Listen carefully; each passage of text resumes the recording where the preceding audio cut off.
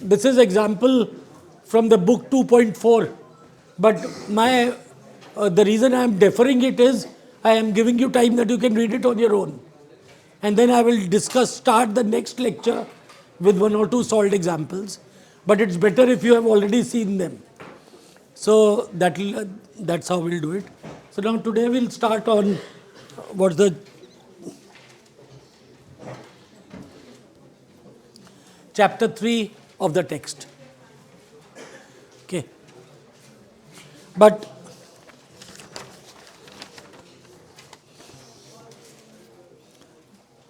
before going through chapter 3,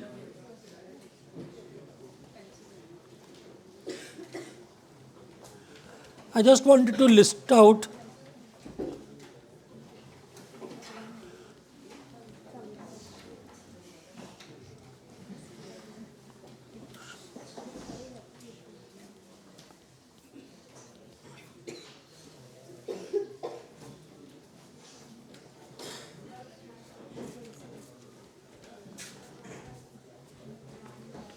if we have any solid material under some loading, then let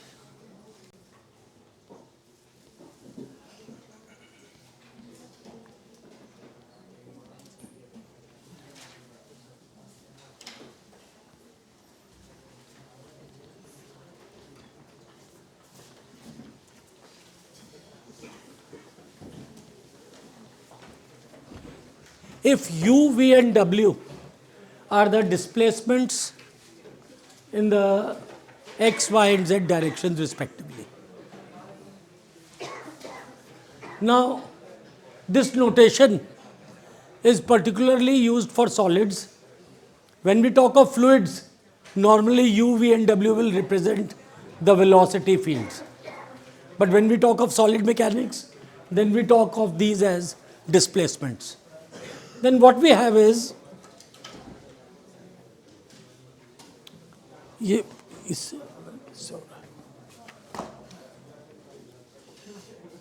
the strain in the x direction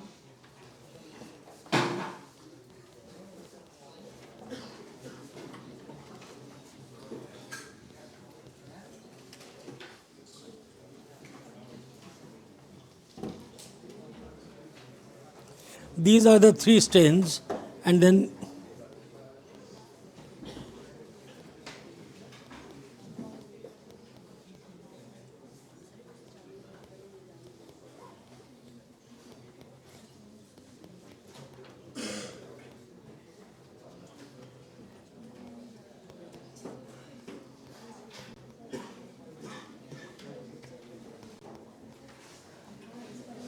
these are the 6 equations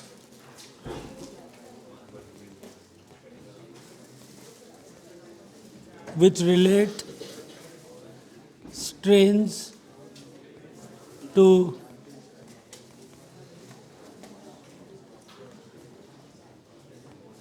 displacements. And then we have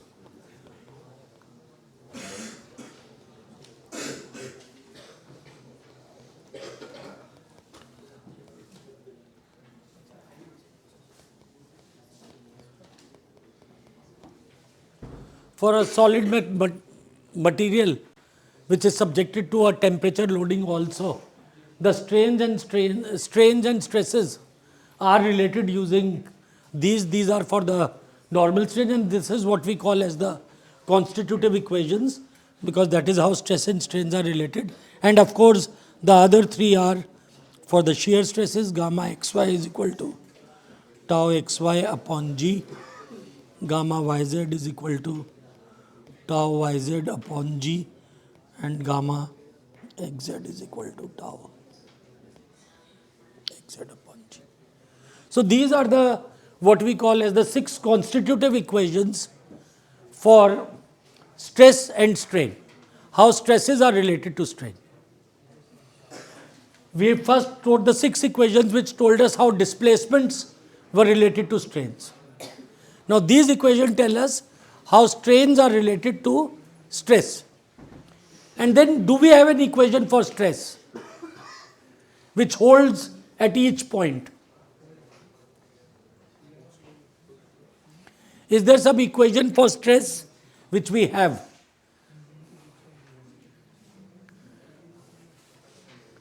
And that is Cauchy's equation, which we have seen, that rho A is equal to rho G plus divergence of tau ij or divergence of sigma ij. So in addition to that, we have the basic equilibrium equation,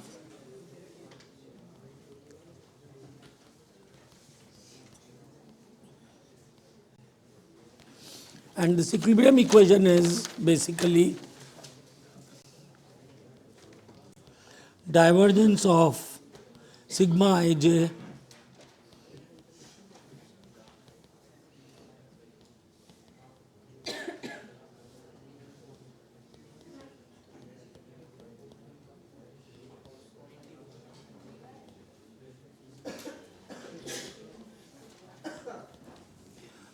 and these equations are 3 in number, and which we can write as partial sigma x by partial x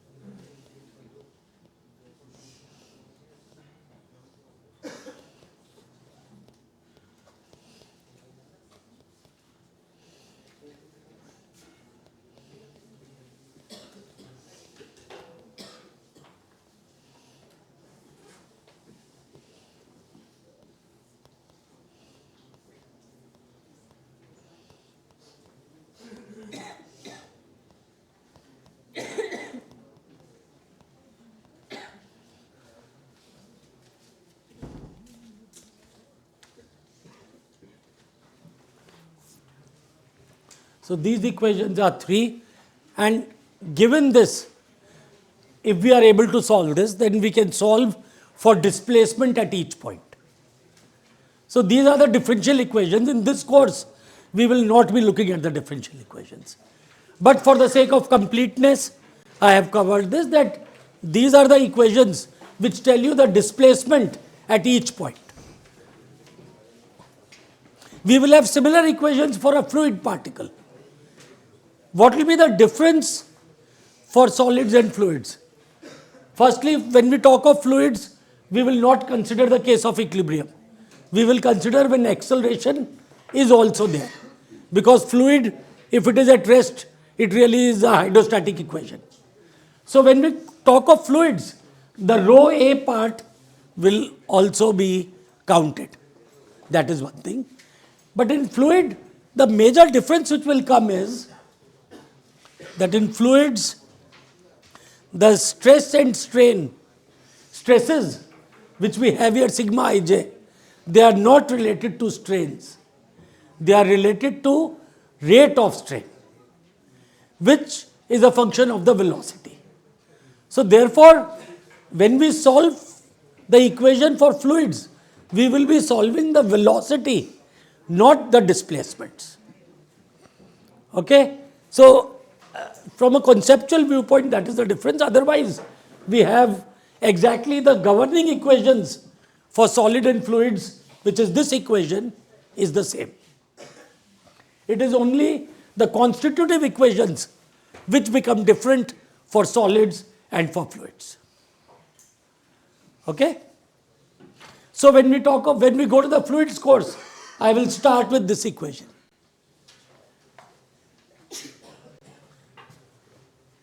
Okay.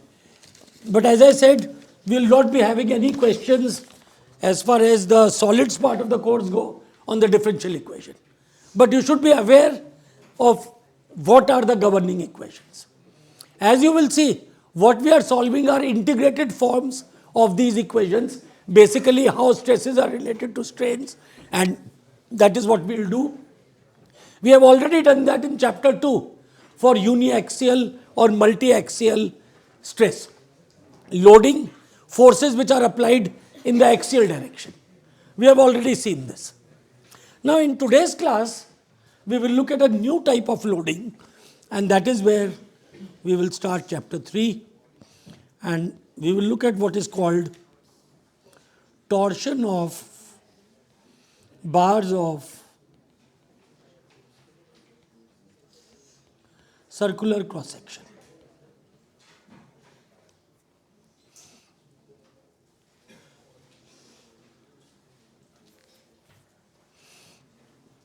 We have a circular bar,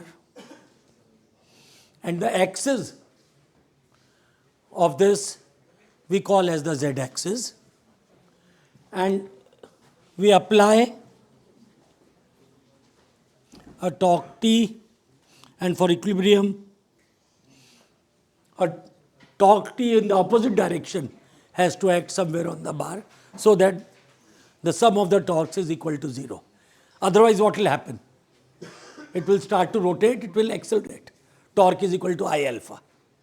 But if there is T and minus T, then the net torque on this is equal to 0. So now this torque could let us think that this could be a bar which is fixed in the wall. Then this torque will come from the support. Now think of it as if there is a wall, a bar fixed in the wall, and a torque is applied on that. So what will happen to this circular bar? It's a solid material, it's not fluid, it is solid. So it will distort. It will twist by some angle. And this twisting is what we are calling as torsion. That is what we, of course, twist has many connotations. Twist naam matlab this, there used to be an old Hindi film called Gumnaam. किसी ने देखी है क्या? सुनी है? कौन था उसमें? तो in Gumnaam there is train, black and white थी वैसे वो. हाँ ठीक है, फिर तो we are talking of the same Gumnaam. In that movie there is a song which is supposed to be based on twist. I think it's called Jaan Pehchan or something like that, where people are twisting. So twist is also used for, you must have seen, आजकल तो इतनी dance classes होती है, उसमें भी twist होता है कि नहीं? तो पहले बड़ा पॉपुलर डांस होता था ये ट्विस्ट वाला. But so now this is related to that. So we are talking of bar on which we apply a torque. Now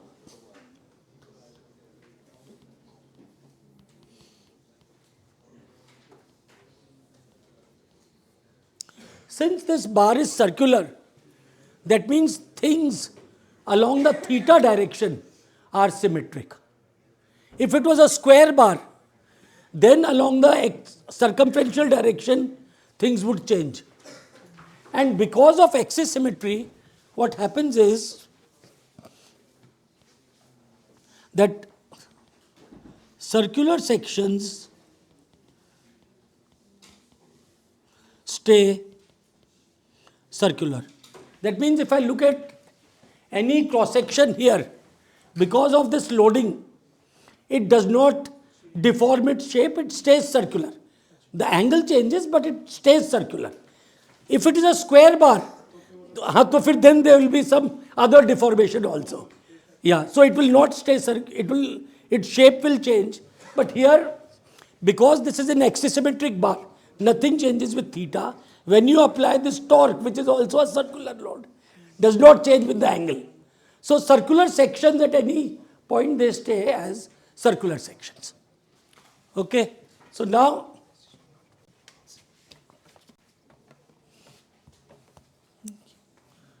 circular sections stay circular.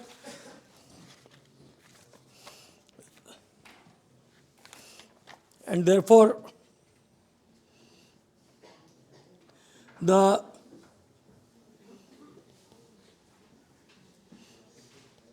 what sort of stress,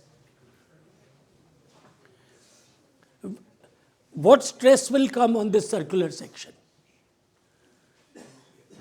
A shear stress will come, and that will be what?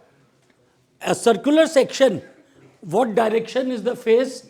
It is Z, and the stress is in the theta direction. So it is tau theta Z. Stress is in the theta direction, and the face is Z. So what we are talking of is that there will be the stress which comes is on a, or if I,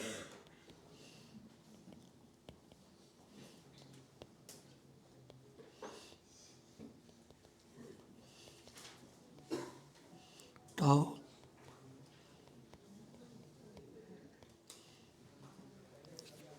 and tau theta Z we know will also be equal to tau Z theta because of complementarity of shear stresses.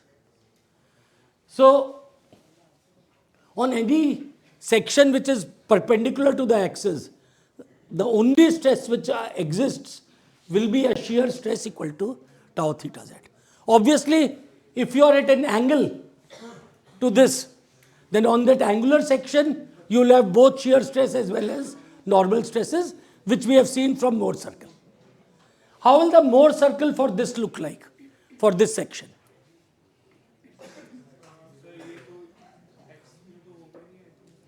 हाँ तो कैसा होगा? So it will be a circle with center at x. So it will be just, so let me just draw this. The Mohr circle for this will look like something like this. Symmetric होगा दोनों तरफ, तो it will be centered at the origin, और ये tau, whatever is the shear, that will be tau z theta or whatever. So this is how the Mohr circle in the z theta plane will look like. Okay, so obviously this is the sigma axis, this is the tau axis. So in this plane, where we have what we are talking of, there is only tau. But in plane somewhere else, where we look at it, with respect to this plane, there will be sigma as well as tau. And the principal stresses which will come here will be in the 45 degrees to this plane, and the value of principal stresses will be equal to the shear stress tau. See, that is why the Mohr circle is very sort of a good way and an easy way to look at how it immediately gives us a picture of how stresses in different planes look. If you are able to draw the Mohr circle here, so for example, for this loading, when I draw the Mohr circle, I immediately get this picture, okay, on this surface, I have only tau. If I go at 45 degrees, then I will have only sigmas. And if I am at some other angle, I will have both sigma and tau. Am I clear to everyone or no? नहीं है तो थोड़ा सोच लेना. Maybe. Okay, also, I will be putting up the video recordings of the lectures also. I'll put it on my YouTube site, but probably a bit later, not immediately. नहीं तो सब lecture में आना बंद कर दोगे.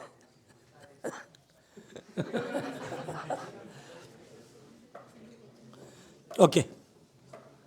So now let's continue on this. Let's do some more analysis. Let us look at this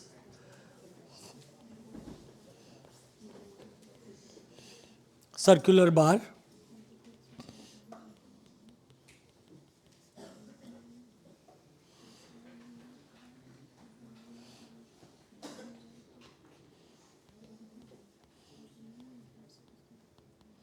The radius of the rod is C, and we consider an inner section of radius rho.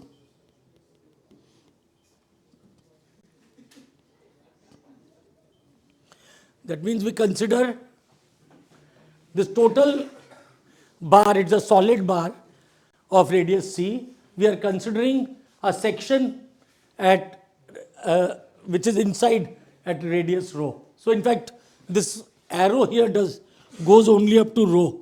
It does not go up to the end of this thing. So we are looking at a circular section like this. Now in this circular section, what we find is, let's say,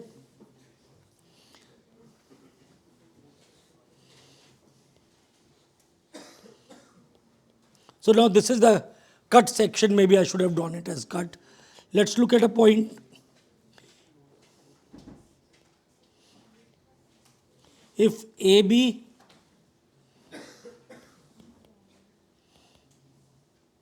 is a straight line when torque is not applied. Now, after torque is applied,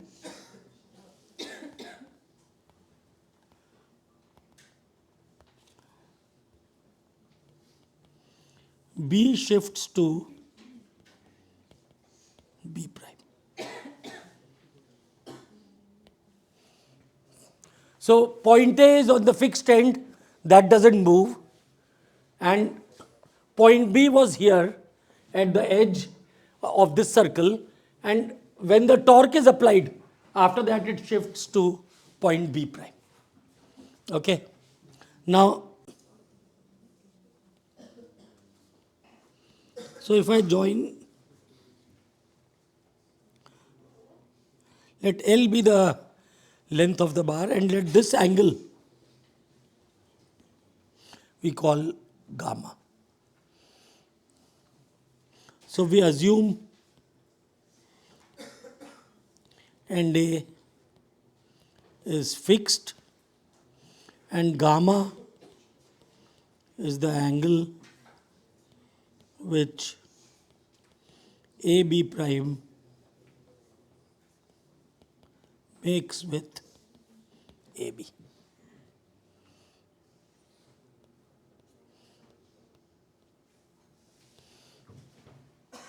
And clearly, this gamma is basically the shear. When the rod twists, then it distorts by angle gamma, so gamma is shear. Now if I look at the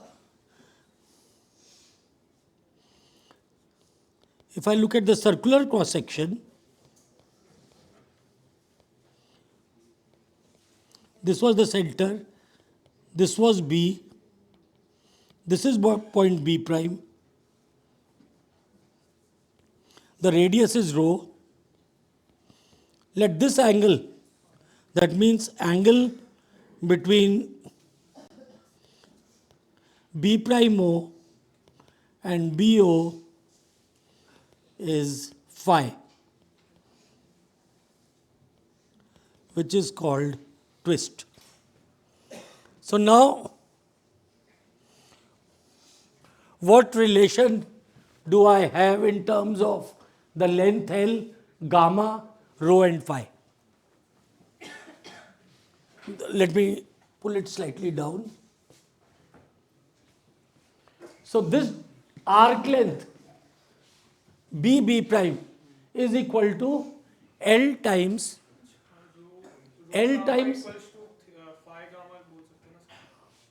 rho times phi will be equal to L times gamma, because that length is L.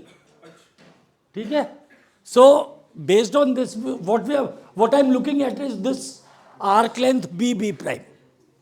Arc length B prime will be equal to L times gamma, and it will also be equal to rho times phi.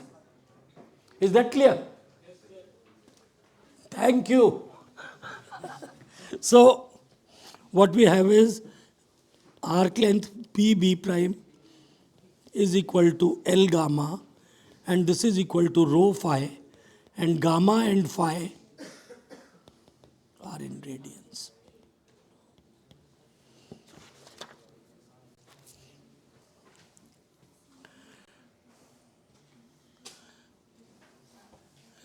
So gamma is equal to rho times phi by L.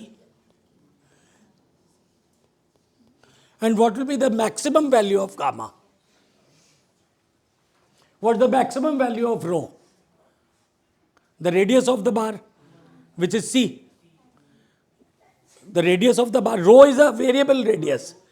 So maximum value of rho is C. So gamma max will be equal to C times phi by L.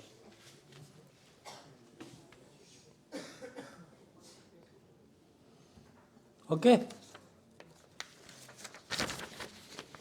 If that is so, so then what we have is, yeah.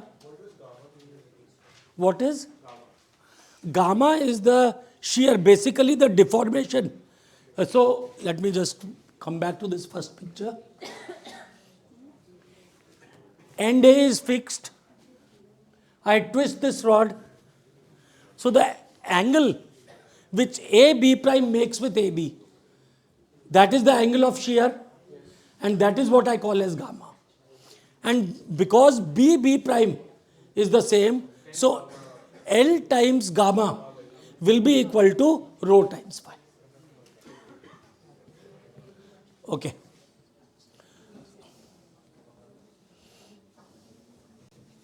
So I can also write gamma is equal to rho divided by C times gamma max.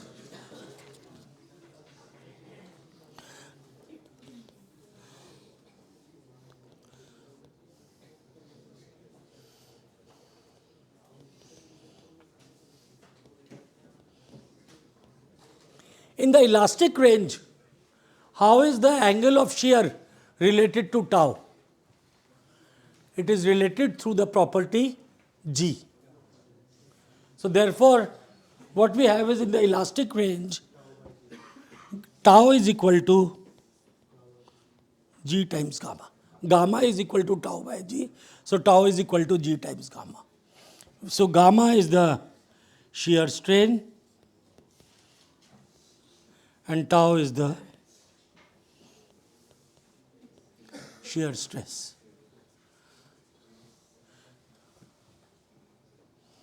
So when torque T is applied to this circular bar,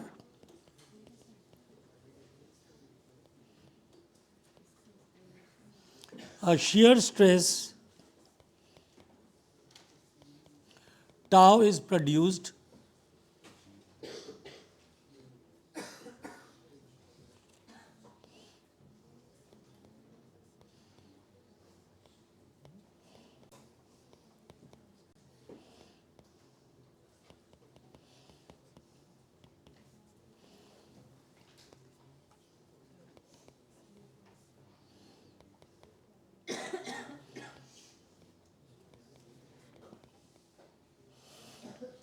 now. For the rod to stay safe, that means it stays in the elastic zone. What does that mean? When you remove the load, it comes back to its position. It does not break. That is what we are looking for. We don't want loads which will make the whole thing, the structure fail. So therefore, tau has to be less than the yield strength, and this tau actually is the tau max, because all other taus will be less than this. So tau max has to be less than this. So that means G times gamma, which is equal to rho by C times G times gamma max. Or what we can write is tau is equal to rho divided by C times tau max. So what we get from here is that the shear stress varies linearly with distance rho from the center of the axis.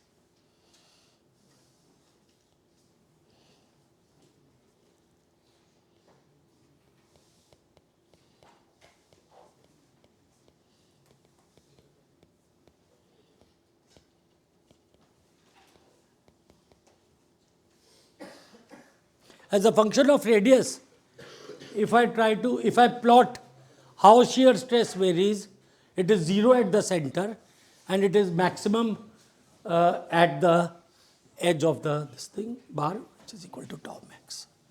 Now, for a hollow tube, the stress will vary linearly from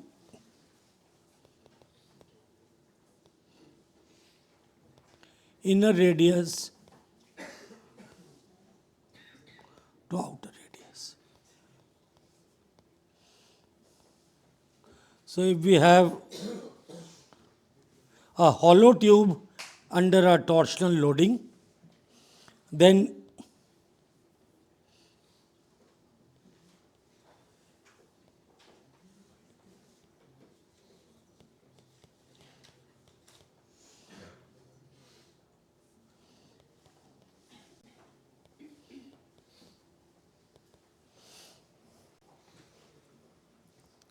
and in a hollow shaft,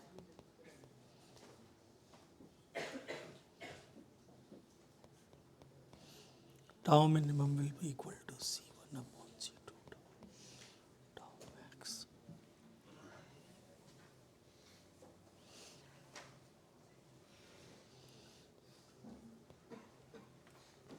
Can we find this torque in terms of tau? How do we do that? We multiply tau by the area and multiply it by the radius, and we integrate it over the entire shaft. That will give us the total torque. This sum of all this tau, integral of tau dA multiplied by the radius, integrated over the entire surface. dt will be equal to torque multiplied by 2 pi r dr multiplied by r. Tau multiplied by 2 pi r dr will be the total force multiplied by r. So that is what will give us the total torque. So that means torque will be equal to integral of rho times tau times dA, and this we can write it as integral from 0 to c rho times tau, we can write it as rho by c tau max, and dA is 2 pi rho d rho.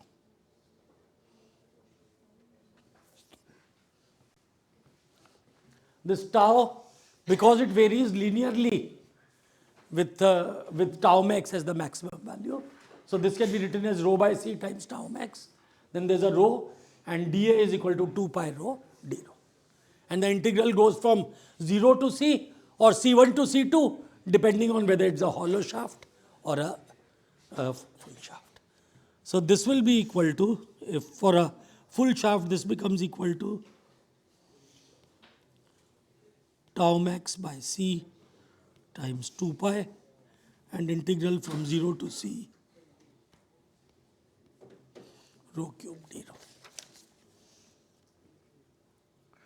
And this is equal to 2 pi tau max by c, and then we have rho cube d rho will be equal to C4 upon 4.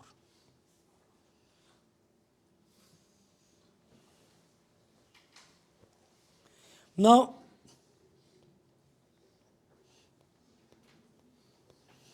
integral rho square dA.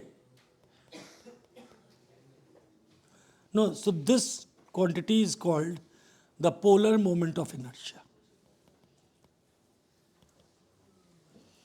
Rho square dA. So dA contains another rho. This is how the polar moment of inertia is defined. Integral rho square dA, or so, and this we use a symbol J for this. And J is equal to pi times C4 upon 2 for circular cross section, and this is equal to pi by 2 times C24 minus C14 for hollow cross section. So, from here what we get is tau max is equal to T times C by J and tau is equal to T times rho by J. And the units of J are length to the power 4. See, basically this is like the polar moment of inertia without the density term. In moment of inertia, it is mass times the area. So there is a mass also involved. This is this moment of this inertia which we write is here rho is the, so it's just a kinematic or just a geometric quantity, units of this being equal to m4. So what we have is, so using this now one can work out if torque is given, you can work out what is tau max given the shaft, or you can then also use it to find how much it will deform. Let's look at an example, a simple example for this. So let's look at the case of a hollow shaft which is 1.5 meter long, whose DI is 40 millimeters, D0 is 60 millimeters. And we want to find the largest torque which can be applied if maximum shear stress is equal to 120 megapascal and the corresponding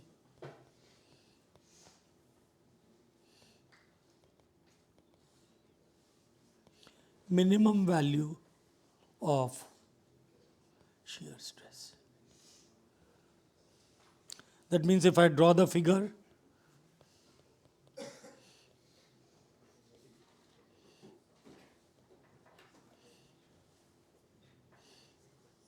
there is a hollow shaft like this and so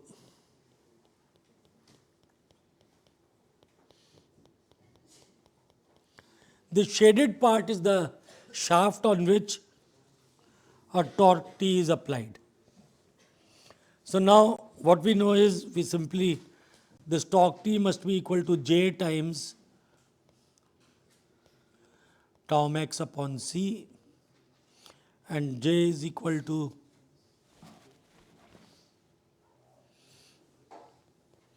pi by 2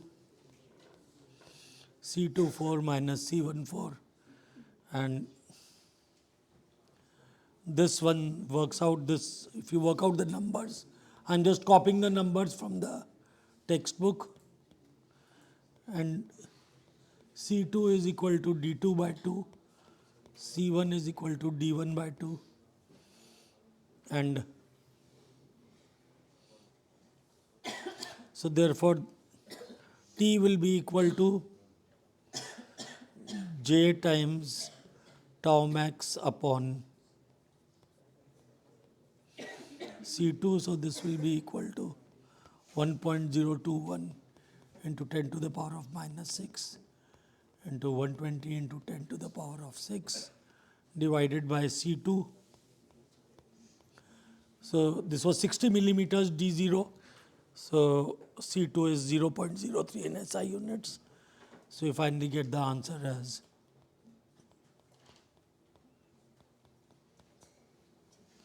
so it's just a case of these problems, you will find simple problems is just application of formula.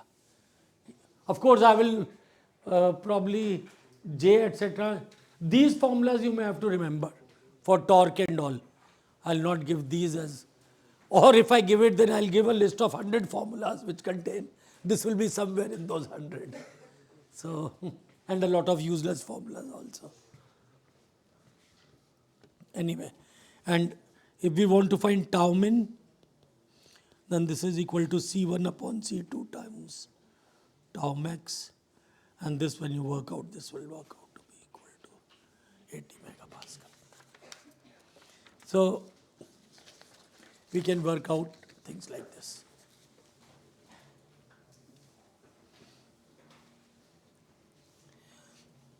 Now the formula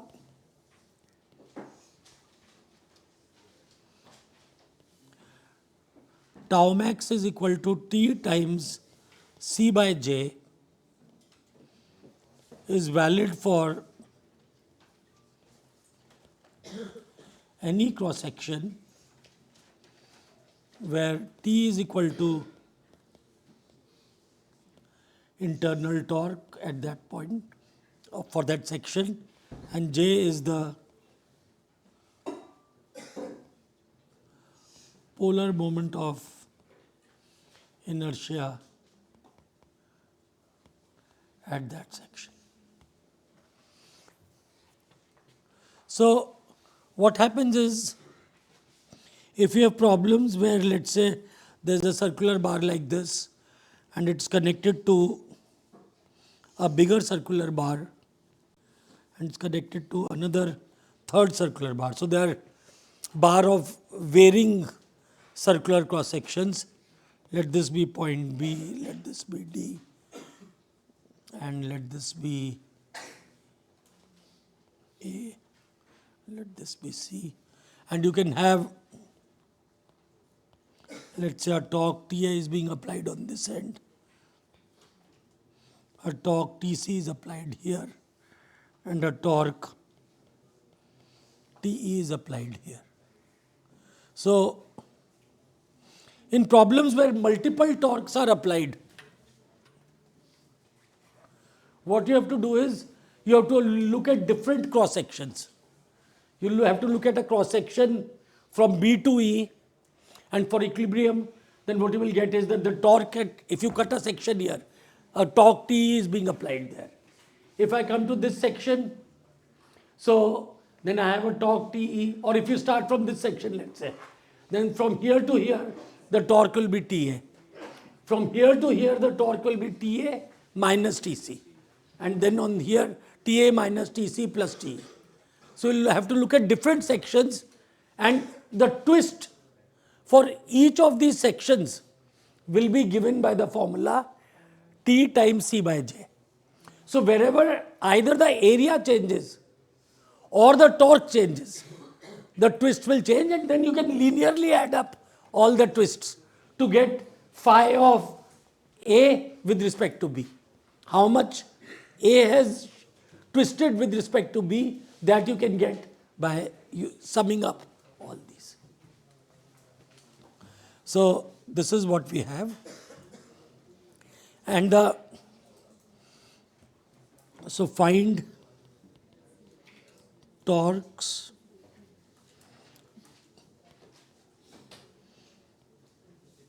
at each section AC, CE, ED, BD. So wherever either T or A changes,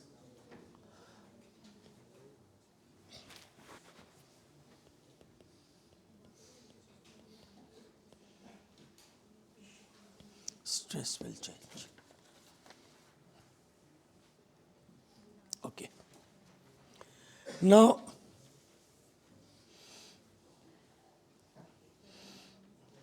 let's look at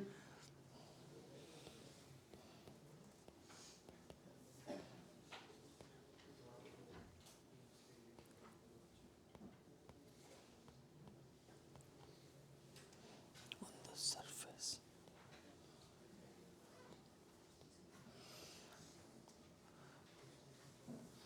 Suppose I have a bar like this and I look at a rectangular section on the outer surface of this bar.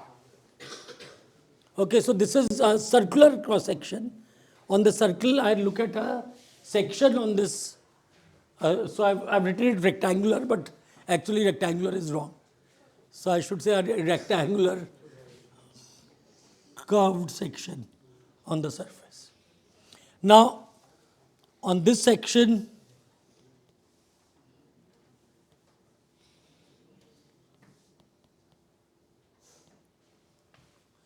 clearly on this face, the shear stress is tau max. Okay, and because of complementarity, on the other part also it will be tau max. And now, of course, given this loading, you can draw the Mohr circle for this. And what does the Mohr circle tell you? That if I look at a section at 45 degrees or to this, that is where I will have only sigma and no tau. So this is how the loading looks on this section. And if you look at a section which is at 45 degrees to above, on this section what you will have will be only sigma 1 and sigma 1, and this will be equal to tau max. Or let's call it sigma 2, which is also equal to tau max. So the stress on these sections you will get will be equal to tau max.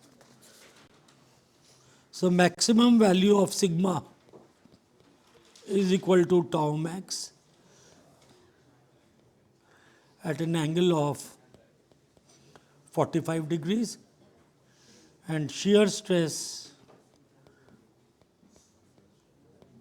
on that face is equal to 0. Now let us also talk of the angle of twist, which is phi. We know gamma max is equal to C times phi upon L, and this must be equal to tau max upon G. So therefore, C times phi upon L is equal to T times C upon Jg. So the angle of twist phi is equal to TL upon Jg. So phi is in. One of the common mistake students make is that they just consider this in degrees, or if the angle phi is given in degrees, because that will be the physical angle which will be given to you. Gamma will not be given to you. What will be given to you will be phi. And so, but you have to always, if it is given in degrees, please convert it to radians, or if you work it out like this from this formula, then it will, if you have to change, find it in degrees, then you have to convert this.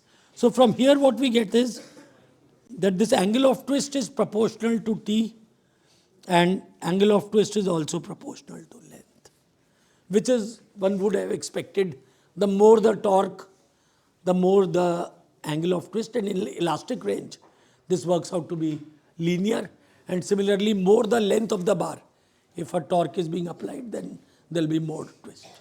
So phi is proportional to T and phi is proportional to L, and J and G, they will depend on the material. J depends on the physical property of the bar and G depends on the material. Now, we talked of things where one end of the shaft was fixed.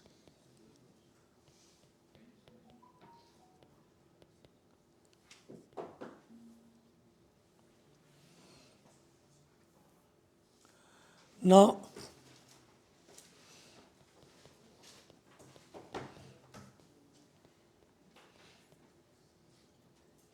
if both ends are free, let's look at a bar like this.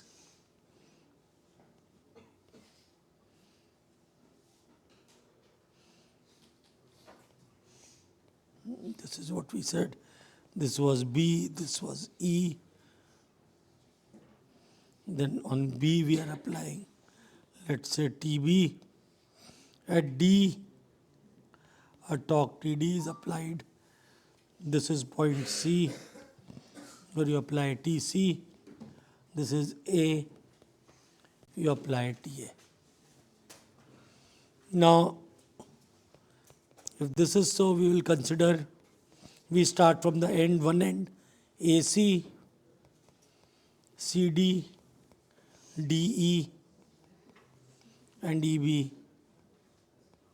separately. And the total angle of twist which A rotates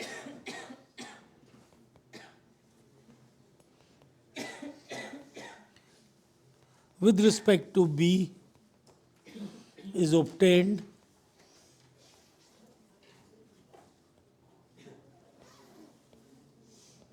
by algebraically adding all angles of twist. So suppose if the component I has torque Ti, length Li, inertia Gi, and material Gi, then the total twist will be equal to sigma phi was equal to T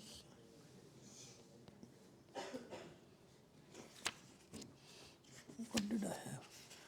TL upon Jg, so Ti Li upon Ji.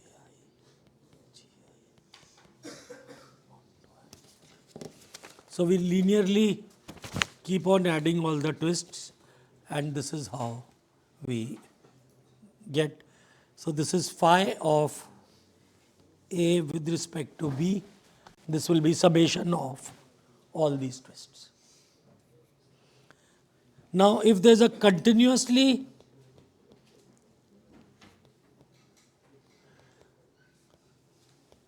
varying cross section, then d phi can be written as T times dx upon jg. Now, assuming if the material is the same, g will not change, t will not change, but j will change with x, and so then you can integrate this to get total phi, if you know how this is changing. Okay. Now, similar to this, if we have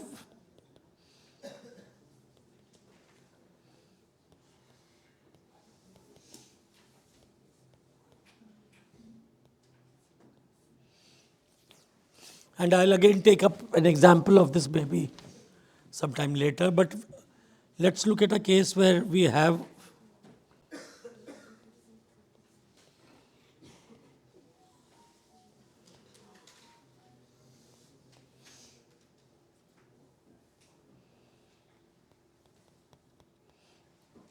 a shaft which is between two fixed walls. It is held there and a torque is applied to this. Now when I draw a free body diagram, I will get a moment at A and a moment at B, and this is not statically determinate. So then how do we solve a problem like this? We remove one of them and we work out the angle phi. And then we work out a relation between the two phis. So let's see how we will do this. So here what we know is at both ends phi must be 0. The angle of twist, because it is fixed at both ends, at each of the end phi has to be equal to 0. So let phi 1 be the twist in AC and let phi 2 be the twist or be the angle of twist to be in BC, then phi1 plus phi2 must be equal to 0. And another relation we will get that TA plus TC plus TB must be 0. Sum of all the torques. So from there you will be able to get the two relations that you will be able to get. Now we also have the shafts are used basically when there is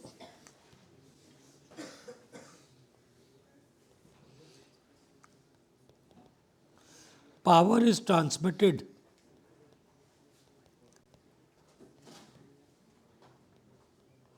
through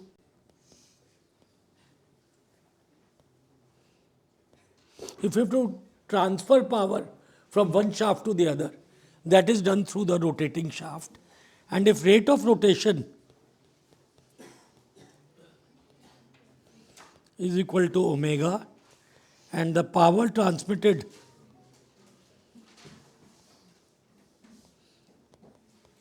is equal to P, then P is equal to torque times omega, and omega is equal to 2 pi f, where f is the frequency in hertz. Then this gives us torque is equal to P divided by 2 pi f, and this we can write it as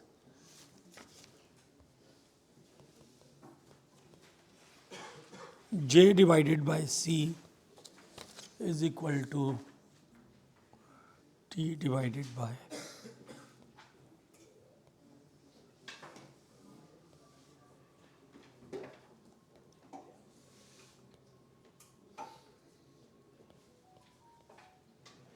and we use this formulas, we can based on the power we can get the maximum allowable value of J by C, and this is used in design of transmission shafts.